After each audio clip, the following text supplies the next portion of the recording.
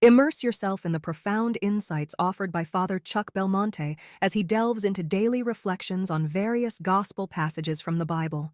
As in politics, are there different categories of Catholics? We must reject some ideological categories that some often use to divide by classifying the faithful within the Church. Yet one is either Catholic or one is not. There is no third option. Certain terms, such as conservative and progressive, have become established in everyday language. So apparently there are all kinds of Catholics, left-wing Catholics, right-wing Catholics, reformist Catholics, progressives, reactionaries, traditionalists, progressivists, and so on. A particularly clever neologism is different Catholics. It is the Magisterium that correctly interprets the faith, not a group of people who proclaim, "We are the Church." The Church's faith is the criterion and defining characteristic of a Catholic. We call heresies all deviations from it. Instead of a different kind of Catholic, it would be more accurate to speak of no longer Catholic. The views of these people, skilled in sophistry, should be identified for what they are: heretical. Just because something is labeled Catholic doesn't necessarily mean it's Catholic on the inside. When it comes to yogurt, when we say it has a sting, we mean that it has already gone bad. Similarly, additional attributes attached to Catholic reveal that the corresponding interpretation of the faith or practice of the faith is in fact corrupt, erroneous, or false.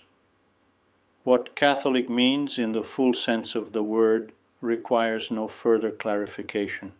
The Church stands for frankness here. Let your yes be yes, and your no be no. Anything beyond that comes from the evil one. Matthew 5:37.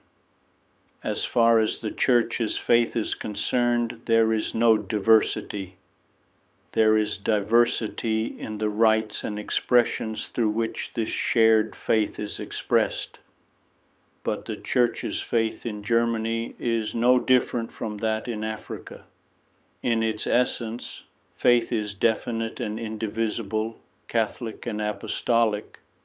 It is deepened over time, interpreted in a way that is appropriate for each era as determined by the Magisterium and handed down apostolic tradition. Thus we speak of the depositum fidei, the deposit of faith, which does not change over time but is faithfully handed down from generation to generation by the Church's magisterium.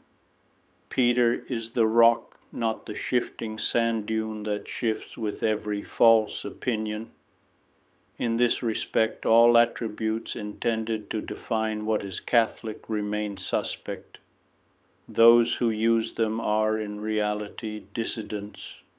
They are diverse, to use a buzzword of our time, whose application in our context is just as wrong as in the one from which it originates. Some want to belong, to be regarded as Catholic, but to redefine the Church's faith from within according to their own preferences and to live it differently, diverse in, for example, as a homosexual couple. They do not openly admit that they do not share the Church's faith. They want to change it, to live it in a contemporary way, and the world loves them. It loves only what belongs to it. We must no longer go along with this and speak as Catholics who are simply Catholic. Either you are or you aren't. That's what it's all about. I would be delighted to extend an invitation to you once again tomorrow for another insightful reflection on the Gospel by Father Belmonte.